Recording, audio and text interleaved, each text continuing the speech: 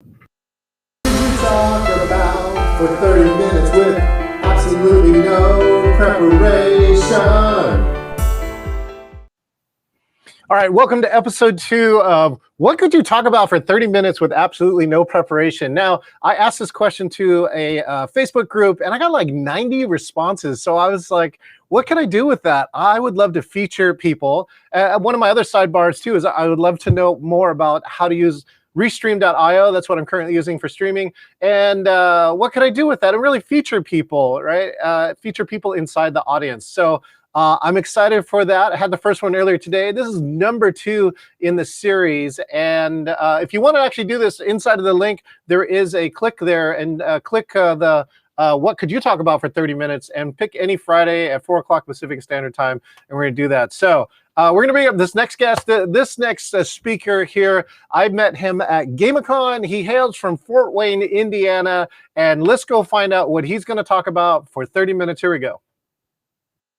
Talk about for 30 minutes with absolutely no preparation. All right. Hey, John, how you doing? You got a really easy name to remember. You know that.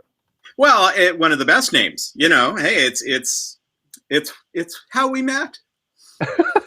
Oh, and sidebar, you know, it's so funny. Like, I did a different intro, and I think it's what got flagged, but the music is supposed to be royalty free. That was under my first intro, and apparently it got flagged in like 249 countries. I'm the guy who was like an expert in copyright, so maybe it's Darren talking. Anyways, let's get into this. John, what topic are you going to talk about for 30 minutes? What topic am I going to talk about? Great question. Well, you know that I help people write books. It's one of the fun things I get to do, because I spent a lot of years writing. I've written 25 dummies books. I've done a total of 36 different books. Even helped write a Boy Scout merit badge handbook. And wow. You know, the number 2 question that I get from people is, I have all these ideas, but I don't know what to do. And so what I'm going to talk about tonight is how to organize anything. And we have a secret keyword, so we'll share with everybody. So I am going to be saying boom every time I want the slide to advance. So how cool is this? I get to say boom all evening. All right, well, I'm going to do the most important thing here, John. I'm going to start this 30-minute timer and take it away. Awesome. Thank you, John. Well, let's open with a boom. So this is your life when you're thinking about writing a book. Everybody's got all of these ideas, and they have this vision in mind that this is going to be this nice, smooth, easy road. They're going to get going, and it's going to be amazing, and it's going to be so cool. And then, boom, this is what happens instead.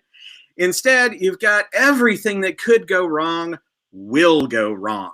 And, you know, the most interesting thing to me is I went through all of this myself. I went through this with every single book that I wrote. I went through it as I was thinking about them. I went through it as I was preparing. I went through it. We always hit what we call laughingly the chapter 17 problem, which is how you feel emotionally when you're at chapter 17 in a book and you still haven't gotten to chapter 20 and it feels like you've been writing forever. But you never expect all of these problems and questions. And what really surprised me as I started working with people was the questions that they would then ask me. Now, the number 1 question that I get is, do you really think I can write a book? And the answer is yes. Look, I'm a computer geek, so if I can write books, you can write books. Seriously, done deal. Now, boom, the number 2 question though, and this was the one that caught me off guard. The number 2 question, boom, is how do I make sense of this stuff? It's everywhere. I've got all of these ideas. I've got things over here. I've got stuff over here. Good Lord, I've got so many ideas. I don't know how to make a book out of it because I can't figure out how to get it all together. Well, you know, for this, I turn to one of my heroes. I have 2 big heroes in my life. One is Chuck Jones, who was the director behind Marvin the Martian and Michigan J. Frog and so many Bugs Bunny and Roadrunner cartoons. Like he is my creative side. But then my organization and making stuff happen side, my hero there, boom, is Richard Saul Wurman. And Richard Saul Wurman is a name you may or may not know. You probably heard of the TED Talks. Well, Richard Wurman created TED Talks. That was his thing. He created it from the ground up, grew it, and then ultimately set it free and let it go. Well, by profession, Richard Wurman was an architect, but he had a ton of fascinating ideas, not just about architecture, but about information. And I got introduced to him through a fascinating book, boom, which was called Information Anxiety. I highly, highly recommend it. If you can find a copy at your library or pick up a copy on Amazon or at a used bookstore somewhere, they're a little hard to find, I'll forewarn you. But when I read this book, it was one of those, not even an aha moment. It was so much bigger than an aha moment, because he got into how do we look at information, and not just that, but how do we approach it? How do we interact with it?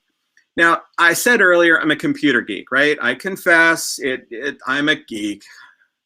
I'm also a pop culture geek and a game geek, but we don't even have time for that because that's way longer than a 30-minute talk. But as a computer geek, one of the things that I picked up early on was there's a difference between data and information, right? Data is like a pile of stuff. If I have a deck of playing cards and I've shuffled my deck of playing cards and I've got them sitting there, well, you could think of that as data, right? Because it's not really organized. It's in a stack. So I guess you could argue that it's kind of organized, but not really. It's a mess. It's just data.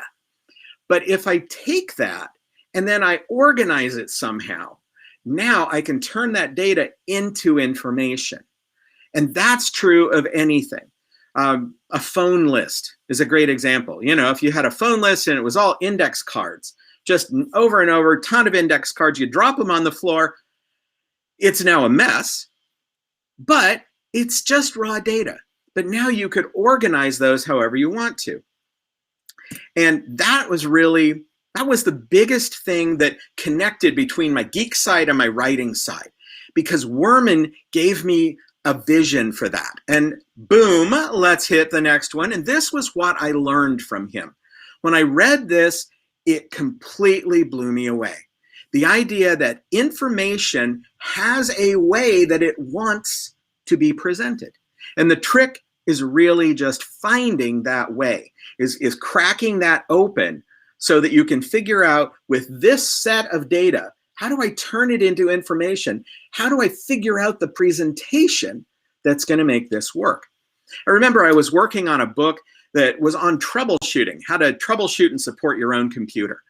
And I kept trying to figure out, how do I organize this? How do I do it? How do I present this information? Because if you're all the computer geeks out there, it can be really challenging trying to figure out how to troubleshoot a computer.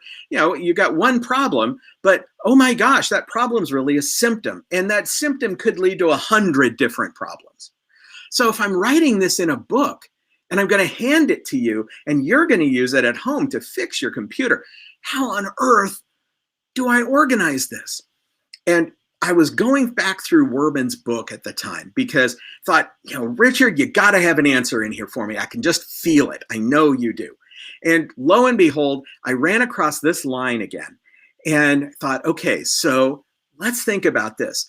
When I'm troubleshooting a computer, how did I do it? And I started working through the process that I used.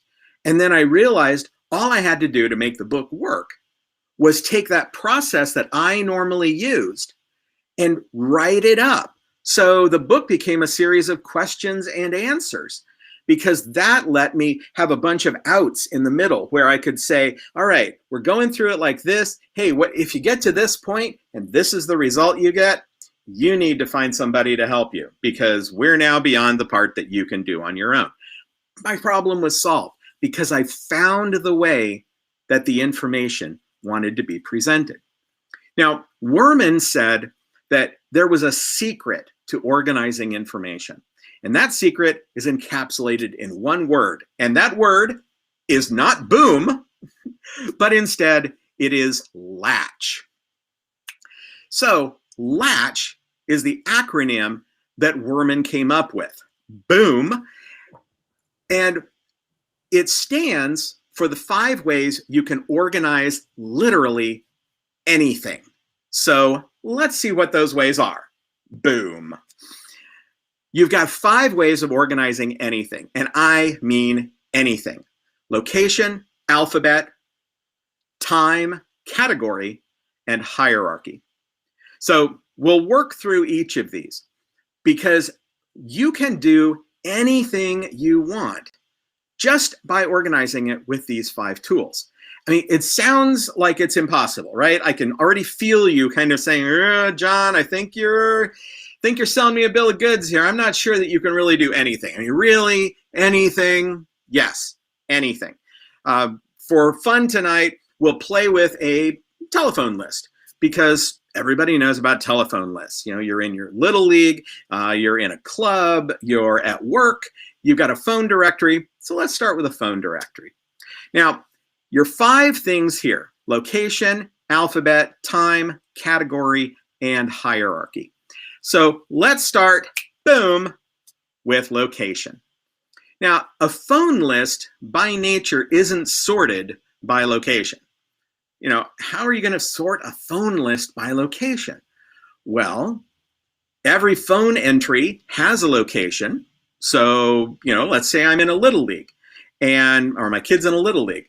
I can take the locations where everybody lives. Maybe I put them on a map, or maybe I organize them by different areas, different regions of the city. So I could go by location and come up with an entirely different kind of data or information that I had in the beginning. Right in the beginning, I just had this phone list. Right, great. I want a phone list. Wonderful. Well, so now I decide, you know, my kid wants to practice with somebody. I wonder who lives nearby. Well, with an alphabetical phone list, I've got to go through painstakingly and look at address after address after address after address and try to figure out, well, let's see, they're in this zip code. That's not our zip code. Oh gosh, it's just going to be painful. But if I sort that list by location instead, now I can look at it and go, oh, here are people in my zip code. That means we're automatically close together. Maybe this is one of the people that my kid can do practice with. I've taken the same data, same exact phone list, but now we've got a very different kind of organization, very different kind of useful information out of it. I could do that the same thing with, say, my phone list at work, my list of people that I work with. I could sort it by department. That's a location. I could sort it by building. That's a location. Any location I want, I can sort that by and come up with some useful alternative to how I was looking at the information before. Location is only one, right? It's just the first one. We've still got 4 more to go. So let's look, boom, at alphabet. Alphabet's the easy one. Everybody knows the alphabet.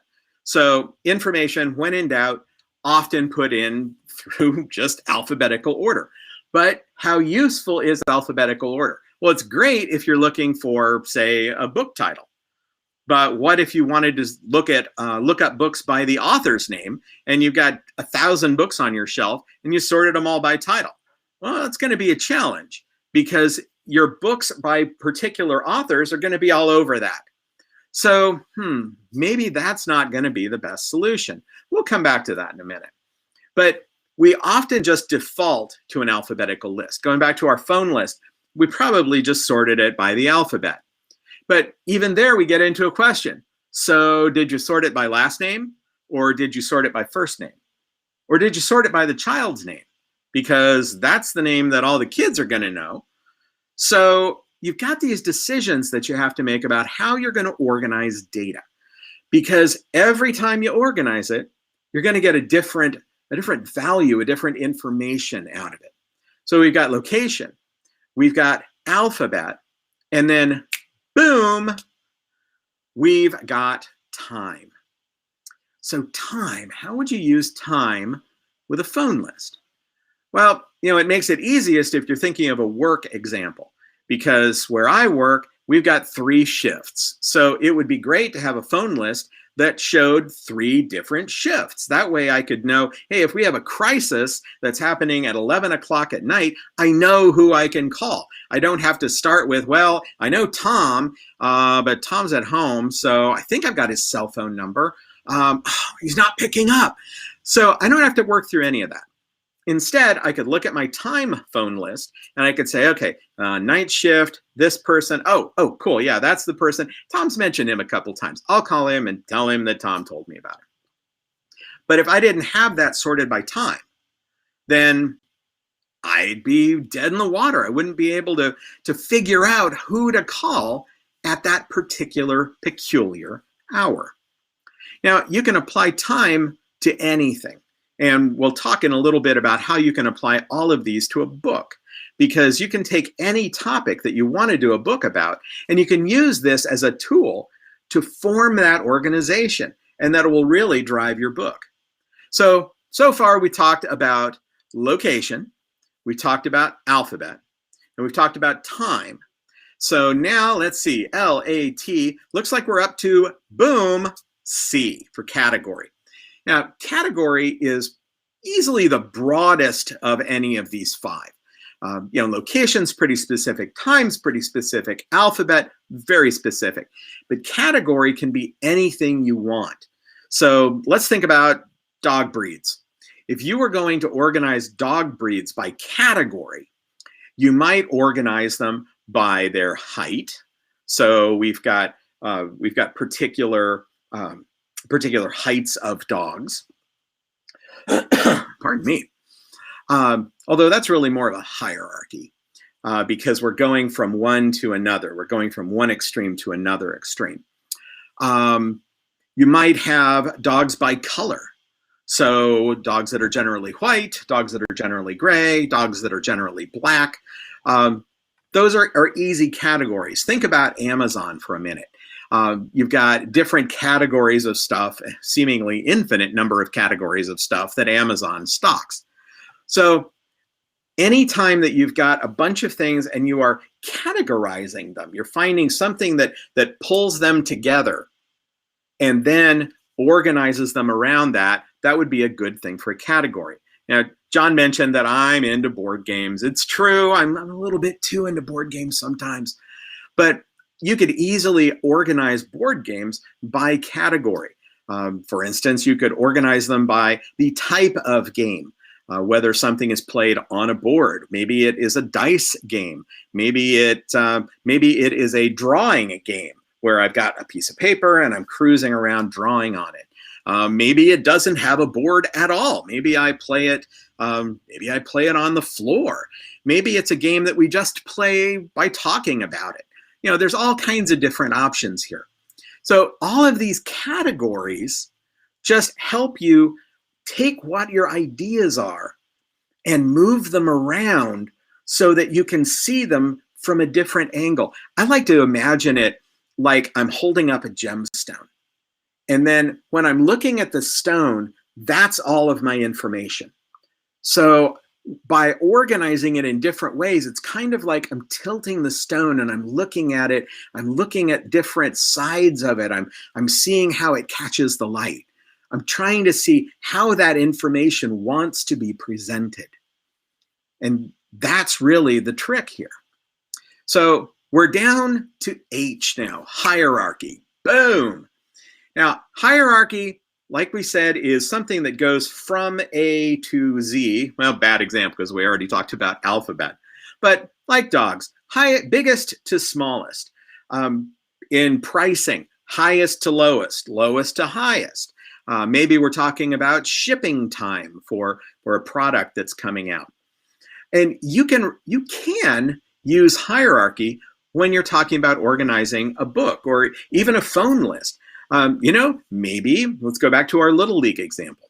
So now in my Little League, I'm going to organize the phone list by let's say the number of practices that my children have been to, because we want to encourage people to make sure that they go to practice. And so the coach is going to organize that list to see, well, who's coming to practice and who's not coming to practice. Or here with dogs, how are these dogs, what are some different ways we can organize dogs? And the three examples he's got here, one, I love that term, despotic. That is more of your traditional, like an org chart, organizational chart. The triangular organization is showing how things move between three different types. And then linear is more of your traditional alphabetical organization. It just goes in one nice linear path. And these are questions that you're going to ask yourself when you're trying to figure out, well, how do I organize all of this stuff? Now, I promised that I would tell you how to use this with a book. And it may seem a little weird, but trust me on this one. When I approach a book, one of the first things I do is I sit down and I start brainstorming through my topics, because I know in general what I want to write. So for instance, right now I'm working on a parenting book, and the book is built off of my master's research on parenting with board games. So I have all these lists of topics, I have all these ideas, but now I'm trying to figure out, well, how do I sort all of this? And this is where people come to me, and they're really frustrated and they're challenged. I worked with a lady who was a huge fan of a particular rock band, and she had spent years collecting stories from other fans about this band. And and she literally has boxes of stories to share. And and she said, John, I just don't know what to do, because as I've got stories about concerts, and I've got stories about backstage, and I've got stories about rehearsals, and I've got stories about how people have experienced this music and what it means to them. I just don't even know where to start. And so we approached it with Latch, and we started going through, well, what would all of this information look like in your book if we did it by location? We just started walking right through all of the options. Well, location suddenly meant that now we'd have maybe concerts, and we'd have at home, we'd have in the studio, we'd have on tour. And as we were talking, she had that aha moment. She said, oh my gosh, that's a completely different kind of book than I was thinking about. Okay, well, let's keep going. What could we do with just a straight alphabetical list? Well, we played around with that for a while, and we decided that it wasn't that exciting as an alphabetical approach. But then we got to time, and time got her really jazzed, because now she could take all of those stories and plot them on a timeline to see how this band had developed. Then we tried category, and category kind of harkened back to location because of how she was thinking about things. But she was still able to come up with some different approaches. Like, these are stories about how people experience the music, and these are stories about how the band created the music, and these are stories about the personalities in the band. So she was still able to create some really cool concepts. And all we did was go through Latch and just see what it looked like when we held up that gem, when we held up all of that data. And then we kind of turned it and said, well, what if? Now, you might have things within other things. So we might say, again, returning to this example, we might say that she really liked the location idea, but then within location, now she uses time to organize things inside of that. So she can have all these different locations, but then, well, how do we find things inside the location? Time would have made a really good solution. So in the end, I think that's what she went with. So you can apply Latch really to anything, whether you're using it for a book, whether you're using it just for a presentation, for a paper that you're writing for school or for college. even just stuff you're putting together for a friend or notes you're keeping for yourself. How do you want to organize things? What's going to make the biggest bang for your buck? And Latch is going to help you do that. So Latch is location, alphabet, time, category, and hierarchy. And those 5 from my hero, Richard Saul Warman, those will get you through about any kind of organizational problem. Whether you are trying to write a book with them, whether you are trying to just organize stuff at work, whether you're trying to see something that you missed maybe in your business, this technique will give you a whole new set of tools to unpack data and turn it into useful information. So Richard's book, highly recommend it, Information Anxiety. That book has so much in it that will really change how you approach creating information, writing. I'm gushing a little bit. Call me a fanboy. But okay, the way that he applies these techniques to creativity gives you tools that help you go beyond just saying, wow, that person did something amazing. I wonder how they did it. Well, now you've got a tool to be able to do that yourself. So boom, the technique for how to organize anything, Latch is your key phrase. And there's how you can find me, by the way. I am out there in the world on Twitter at John Kaufeld and John at John Kaufeld in email. But there's the secret that has pulled me through 25 Dummies books and 11 others. The secret of Latch. Wow. So, Thank how you am I so doing much, on time, man. John? Look, you got 5 minutes left, right? Woo! You got a little extra time here. Hey, I got some follow-up questions. You ready? Sure, I'm ready. Okay, what was your first Dummies book? That was harder than I thought it should be. It was Fox Pro for Dummies. Oh, Fox Pro. Remember, Fox Pro was a thing. Oh, yeah. And, here's the humorous part. My actual first book that I was supposed to write was Paradox for Dummies. Oh, yeah. And I got started, and then I was talking to a rep at Borland, the company behind Paradox, and they said, oh, and you're writing this about the new version, right?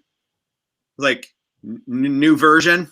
Oh, yeah, we're coming out with a new version in about 2 months. Call my publisher up. They're coming out with a new version. Are we aware of that? No. Okay. Might want to postpone the book then because... And that was when they came back and they said, how about Fox Pro? And then the really funny thing about Fox Pro was that was my introduction to writing for an international market, because they came in and of all the instructions I expected to get about writing a book, I never expected no cow jokes to be one of them. India? Because the book had already been sold as an English translation into India. And so they made sure, they're like, no cow jokes, none, no cows. Like, okay, so no hamburger, no, okay, I've got a whole raft of things I need to stay away from. No beef products. And milk or 2 cows walk into a bar jokes or, all right. Yeah. So let me go to the other one. You said your thesis was on board games and parenting. What did you learn? Actually, I was very surprised. I hit what in academia is kind of I hit the big golden ring, picked it right off the first time. I found an area that had not been well studied. My particular interest grew out of my love of board games and the fact that I get social anxiety sometimes when I'm meeting new people, and I found that I could overcome that by using a board game. So if you and I could sit down over a board game, it gives us something to do, and then I can get to know you and I can feel comfortable with you. So I started thinking about that from my own family's perspective, because when my kids were little, we played a lot of board games. And then we kept playing board games, modern board games like Carcassonne, Ticket to Ride, Puerto Rico. We started playing those, and we still play them. We have a 17-year-old now, and he is a hardcore board and role-playing gamer. So I looked at my experience, and then I started asking, because my degree is in communication. So I started asking, well, we have a study of family communication. That's a thing. Yeah. But I wonder if there's anything about activities. And I started digging around, and I found out that there is actually a range of study called family leisure study.